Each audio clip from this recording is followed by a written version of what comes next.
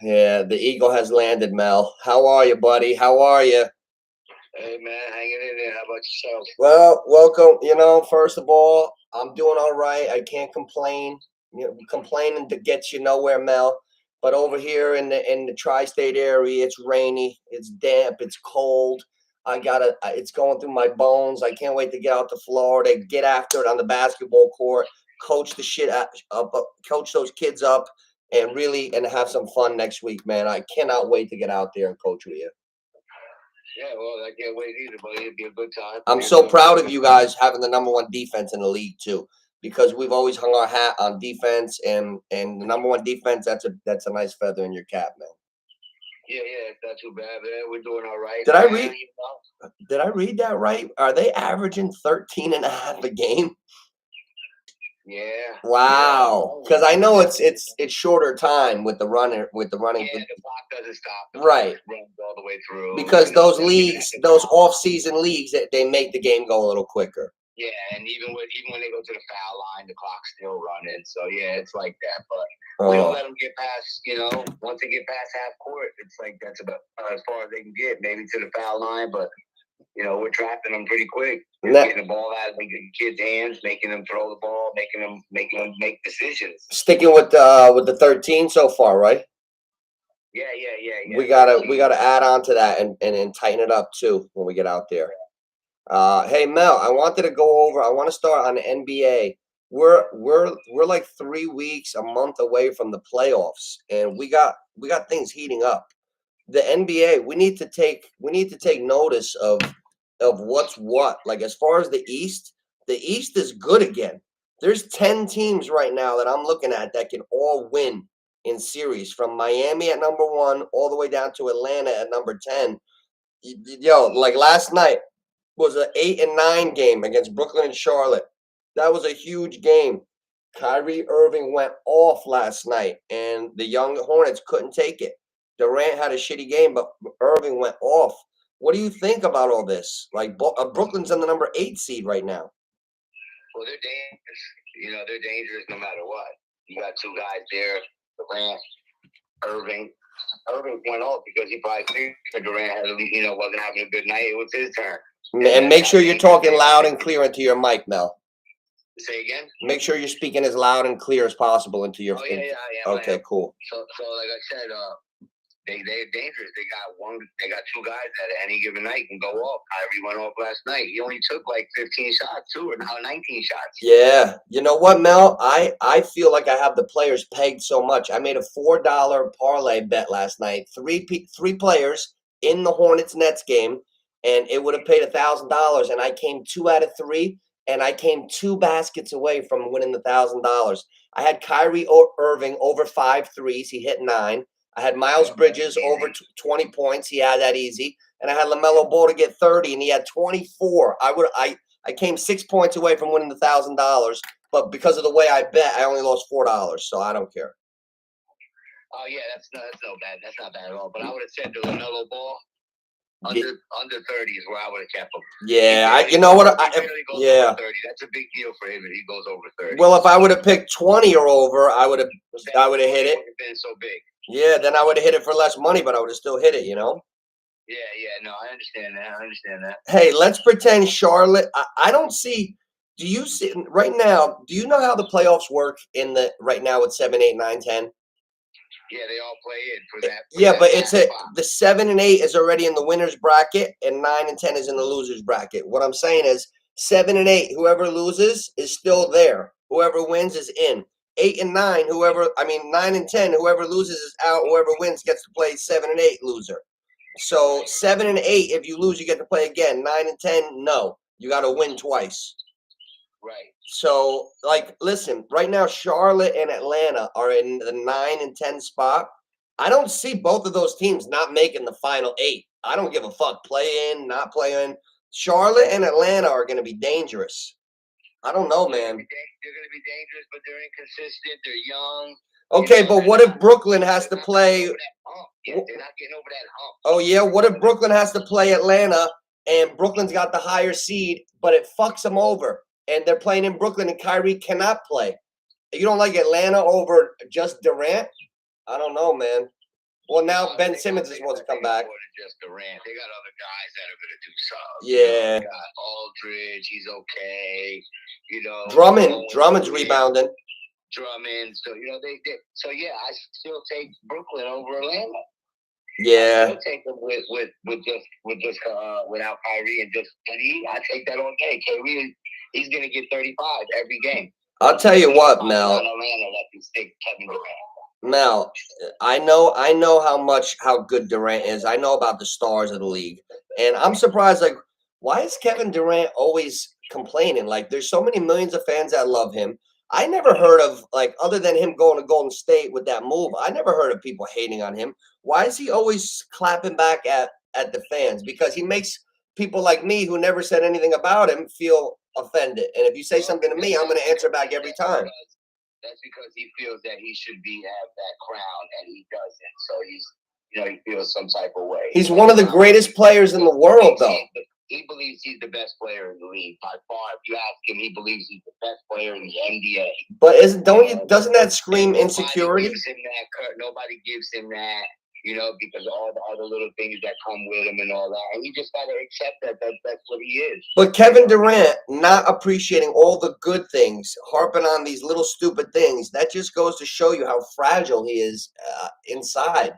Like, he needs validation. That's confidence, He needs that reassurance. Maybe that motivates him. I don't know. Post on the internet, they want to like. Yeah. That's all.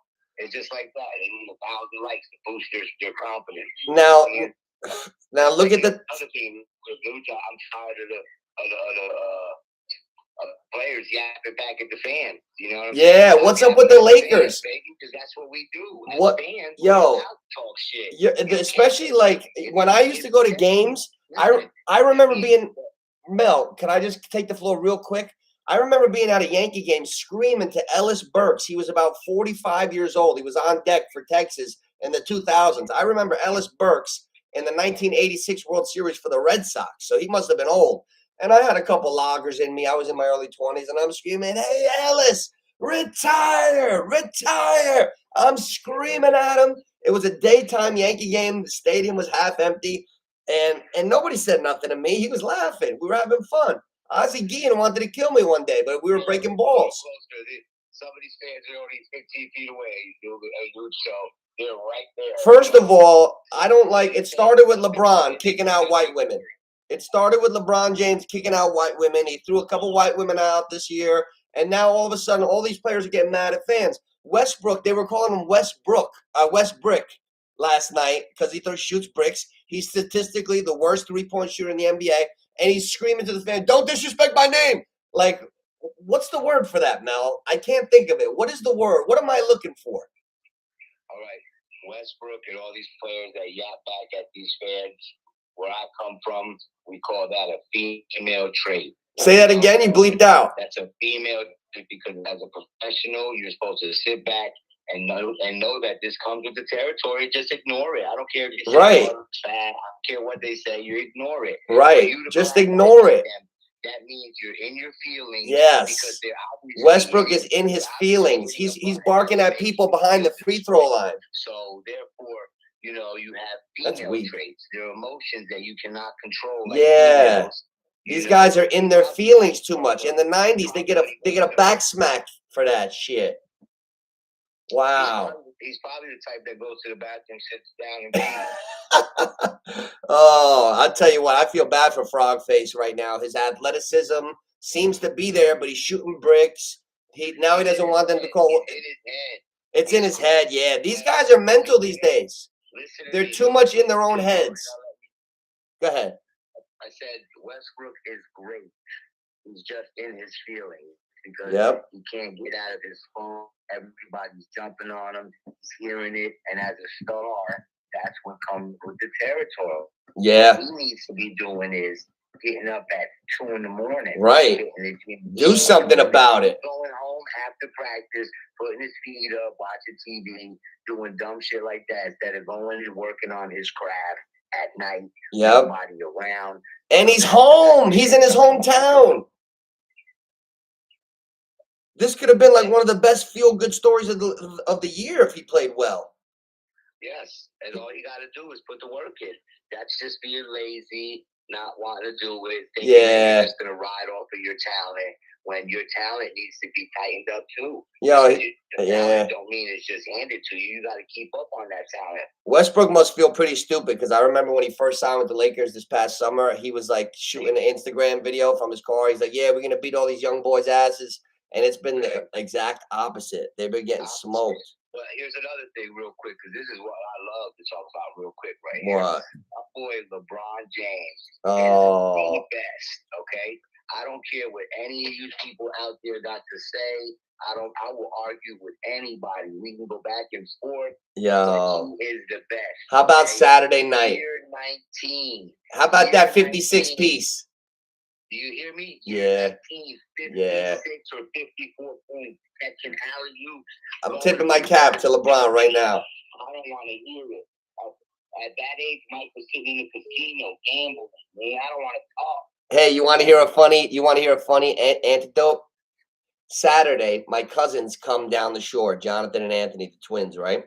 And I'm doing like a Michael Jordan fucking soliloquy for an hour on the way to the house. And then we get in the house and the Lakers are playing Golden State and LeBron goes for 56 points in the win. And I'm just standing there like with my jaw dropped. It was a historical performance. Like me and my cousins, we get lucky seeing games like that. We saw LeBron go historic the other night, and it was something to see. I'm glad that the three of us watched that game. Right. Well, I'm glad that, because again, I was talking to my boy, which a lot of people might know, Joe Newman, and he's a hater on LeBron James, and there's no reason. There's no reason. On LeBron James. Nah. Anybody that hates on LeBron James, we call that where I come from female trait. Yeah, you can't hate on him. You're this, you're that. Admire the nigga that how good he is. And you would still take like Michael Jordan. Like if God came down to you and said, Carmelo, you can play with one guy. Like you would still take Jordan, right? But you're bigging up LeBron, right? You wouldn't take him over Mike, would you? Absolutely. And I might not even take Jordan. I might take somebody else. Somebody, you know what I'm saying? Oh, right. Because look, before Jordan came around. Take Allen Iverson, bro. I love the good game with Allen Iverson. Yeah. Hey, speaking of Allen Iverson, that's who John Morant reminds me of. I don't know why the Memphis Grizzlies are still plus 3,000 to win the title. I don't see anybody beating Memphis in this fucking series. That team is tough. If Phoenix doesn't get Memphis, nobody's getting Memphis. They're going to the finals. I'm calling that shit right now. They remind me of 2001 Sixers, but better team around them. Okay, well, like I said, I'm not sold. Straight up. No? I'm not sold on them. It's one game every night, baby. It's like anybody can win, flip a coin. Don't matter sometimes. Right. I'm talking about when the regular season's over, it's over. Everything you did, all them 70 wins, 60, whatever, it's a wrap, bro. It don't mean nothing. Right. Now we gotta play this team 4 times and beat them. I don't see John Morant doing them yet. Right. No, I hear you. I see another year, man. I see another. They're really young, bro. The lights are gonna get way brighter. Yo, yeah, we're seeing a new influx of stars. Like we just saw Luka Doncic average like 40, 10, and 10 for the month, and nobody even mentioned him because John Morant and Joel Embiid and Greek Freak and LeBron still coming back from the dead. DeRozan having a year that he's never had. When did DeRozan ever score 28 a game? Maybe it wasn't all Kawhi. I love how we try to make Kawhi like fucking Jordan. Like Kawhi was with Duncan, Parker, Ginobili. Like he played on a good team. Then he goes to the Raptors, who were a 55-win team for 5 years, and they were like, "Oh, it was all Kawhi." Then they goes to the Clippers, and they're doing commercials. I'm the king now. Now let's look back in hindsight. Van Fleet, fucking Lowry, DeRozan. I think Kawhi had a couple players to help him with that championship. Oh yeah, no, he definitely had some players. Everybody. Pascal Siakam. Yeah, man. Players when they do it. So anybody that says that they didn't have another guy over there, they didn't make it that far, except for one team. Nooch, tell me if you can remember. Cleveland. Cleveland's the only team that got there without guys that didn't become stars later. No, I'm going to go back a little further and say the Detroit Pistons. Yeah, but Dumars and Thomas were stars. No, Rip Hamilton. Oh. Tyson Prince, Ben Wallace. Those are the teams I like, Mel. Those are my favorite teams. That was a decent team with no stars. It was a real team. Chauncey Billups was the perfect one, right? Perfect point guard. Rip Hamilton, perfect 2. Tayshaun Prince, there was no mistaking. Is he a 2? Is he 4? He's a prototypical 3. Rasheed Wallace, he's a 4. He's no tweener. Ben Wallace, a 5. You had 5 dudes that were exact. Not one of them was a tweener. It was one of your last real position teams that were great, right? Think about that. Yeah, that's what I'm saying. I watched a little thing on them like about a week ago, and man, they were just a regular team, man. Yeah, they were a regular team that had all the pieces. Like I said in a show prior to in one of your prior shows, that basketball is more than just shooting the basket. Right, right. And that just goes right to show you that, you have all the right pieces. It don't matter, if you got a John Morant or LeBron James, if you got all the right pieces, you still got a fighting chance, baby. And you know what, Mel? That was the Tim Donaghy era, the referee that was shaving points. How the hell did that Detroit team beat the Lakers, loaded up with Peyton and Malone, and then the next year LeBron beat that Detroit team to go to the finals? It was that team, that Laker team, Karl Malone was washed up. Yeah, he had a swollen knee. He didn't even make the finals. Yeah, all washed up bums. That was their last year, and then that's why the next year the Lakers beat. LeBron beat them because them niggas was on their way out last year. Yeah, right. Yeah, they were already on the downslide. Yeah, they were already on their way out. They just threw them out. They just pushed them the hell out. LeBron just said, "Yo, it's over, fellas. Go home." Yeah. You know what? I'm looking at the. Do you think Joel Embiid is the sure shot for the MVP? I would say he's a lock right now. I'd say he's a lock. I'd say he's the best big man the NBA is going to see in a long years, right? Years. Yeah. Boy. And Devin Book comes back. And if they said you got a chance to start an organization, I might pick him to start my organization. Yeah, me too. Joel Embiid, yeah, definitely. And you know what I was thinking? Is tonight the Sixers Nets? I'm not sure. Is it? Oh, it might be tomorrow. They say that if they do a Ben Simmons highlight video, that they are gonna boo him terribly. Supposedly he's gonna be on the bench, but he's not ready to play yet, Ben Simmons. So we gotta wait for that. I've heard that too. Yeah. But Mel, I got some picks. Can I give you what the lines are? And I just like to hear your picks for tonight because I didn't make my bets yet, and there's a full board of games. I'm gonna give you the points, but you could just say who you like money line. Also, if you like a team getting the points, tell me. But just tell me the team where they're at, if they're home or away, and I'll just give you my score. Okay, here's one that I'm looking at. The Charlotte Hornets are home tonight, coming off a loss last night against the Celtics, who are hot, right? The Hornets are plus 250. That's high odds. They're getting 7.5 points. If you want to take an even money bet, you add 7.5 to their score. If you want Boston, you got to lay 7.5, but they're minus 310. Meaning, if you just want to take Boston on the money line, you have to risk $310 to win 100. If you want the Hornets 100, you get paid 250, 350 in total. Right.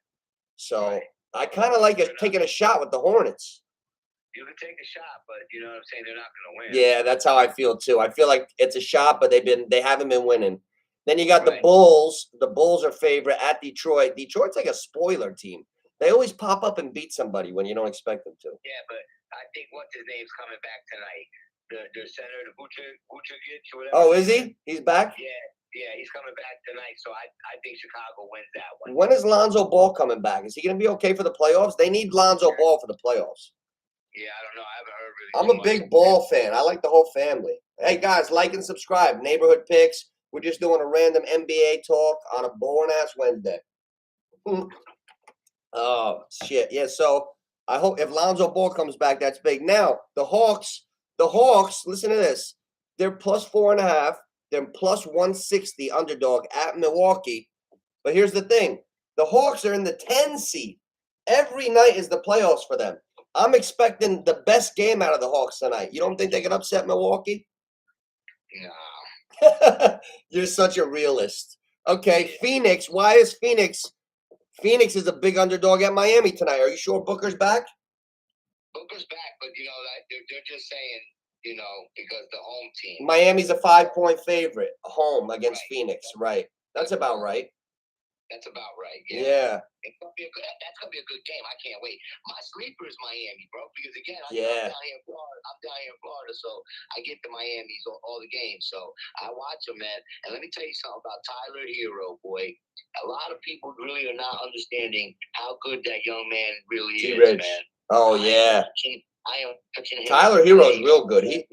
He's one of the best 2 guards in the league. He will be. 6th man of the year this year, baby.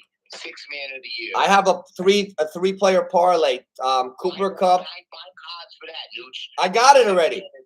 I got it right here. I got Tyler Hero to be the 6th man, Evan Mobley to be the Rookie of the Year, and Embiid to be the MVP. A 3-player parlay. They're all on pace to hit. I might hit it.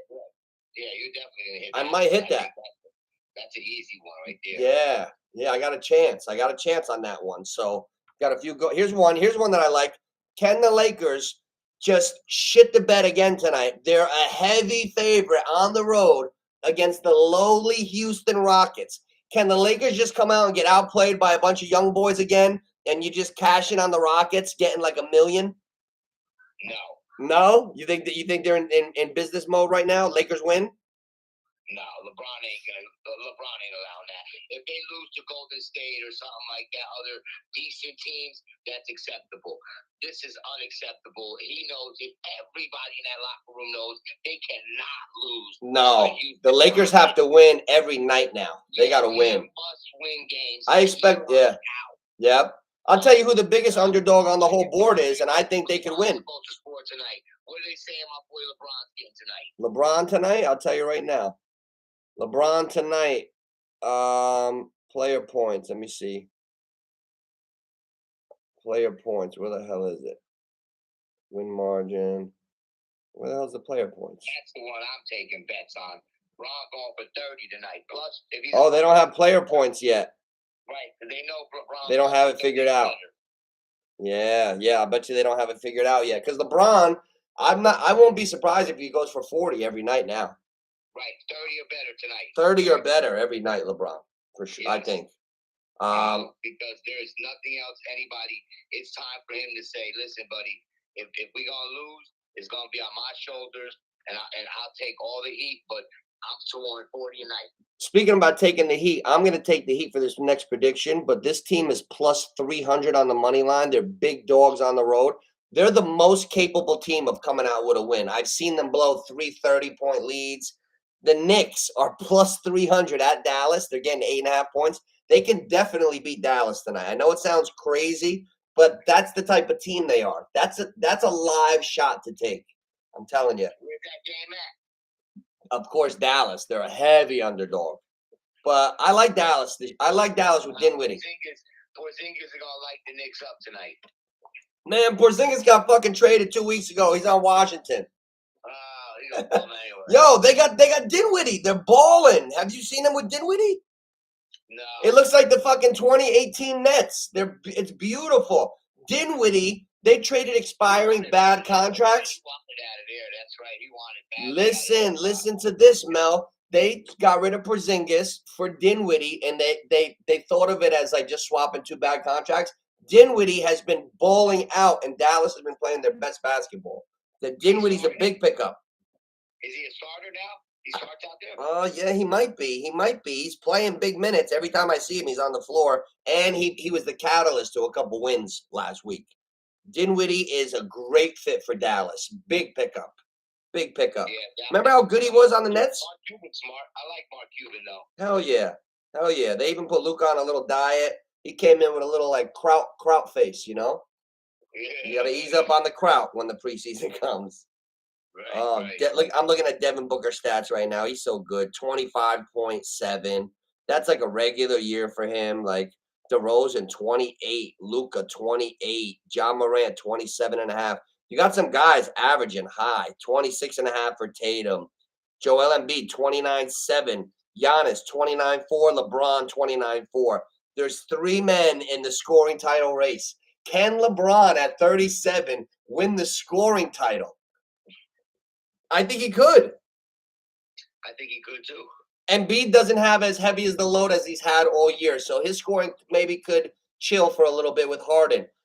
Greek Freak, we don't know, but we know LeBron's got to score more than ever. So now here's a great question. There's about 18 games left. LeBron's at 29.4. Do you think he can finish the year at 30.0? Can he make it? I think that's going to be tough. I think so. I think if he knows, I think that's another thing for him to clinch on his belt. I think he does it. That would be he just led the league in it. I think the first year he came with the Lakers, he was leading the league in assists, or the second. Well, I know he's close. I know he's close to being the first player with like 10,000 rebounds, 10,000 assists, 10,000. I know he's coming real close to that.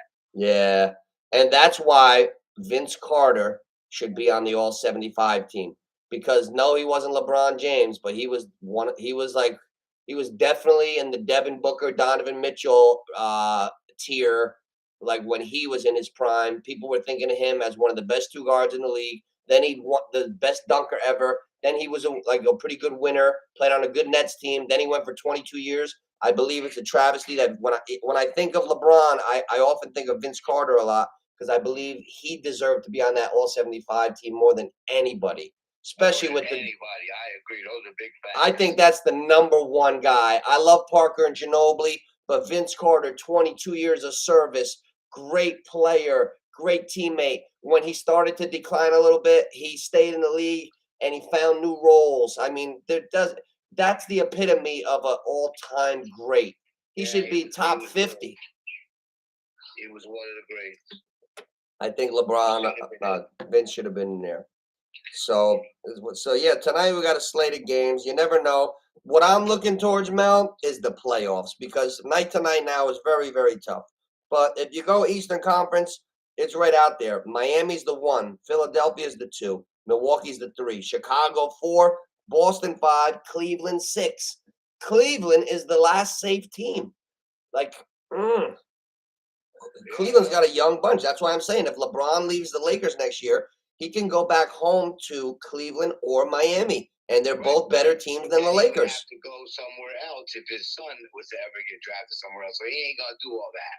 He's just gonna wait until his son ends up on a team and go there and then call it a wrap. Right. Yeah, he's could not gonna be. keep bouncing around like that. Right. Go to Cleveland, then his son gets drafted by Sacramento. Now he's back over there. You know what I'm saying? He's not gonna do all that. Is his son a definite lock to go to the league? Is it that much of it's a lock like that? Hey, it's LeBron James' son. I guess so. Yeah, right. That's what I'm thinking. I don't think he's that good, but he still ain't even in college yet. So they're already trying to say they're predicted that he leaves after his second year. So yeah, this is crazy. So I guess we'll see. You know. Yeah, we'll see where he goes next year. But I don't see these lower tier teams in the West as good teams. I look at the East and they all look like they're dangerous. In the West, like Utah's Utah again. Dallas is Dallas. Denver's Denver. I'm not seeing anything special like title contenders. The Warriors, I'm not sure about them either yet. I think they could get there, but all I see is Phoenix and Memphis in the West. That's it. Yeah, I see the same. But we got to see what Draymond comes back, see what happens with Golden State. Yeah, we'll check Draymond. We'll see what's going on with that. But I just wanted to go over everything briefly. I gotta just hope for these Lakers to, win some games here. Hope LeBron can carry them, right into that. For the sake of the league. Game, and then maybe they get bounced in the first round, but at least he gets them into that playing. At least get into a series, LeBron. Get into something. Get into a series at least. So we'll see. But I got to go over the quarterback carousel now and do a video with that, with all these quarterbacks moving around and shit. Right. So I'm going to get off here. I just wanted to go live and fool around for a little bit. Tell everybody like and subscribe, neighborhood picks.